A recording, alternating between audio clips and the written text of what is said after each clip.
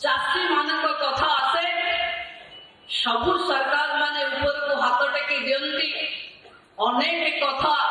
हाथी ने घोड़ा ने मो पेंगाड़ी बजई दे विभिन्न प्रलोभन देखाती किंतु शेष रे चाषी का हाथ खाली आसे। किंतु ये भारतीय जनता पार्टी सरकार जार नेतृत्व नौचंती जने साधारण परिवार को आसीथिबा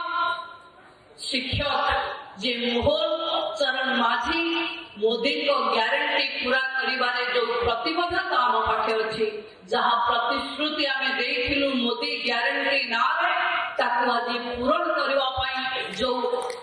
प्रतिबद्धता आमे देखैछु मु भाबुची निश्चित भावे आम चाषी कूल मानकर जो माने चाष उपरे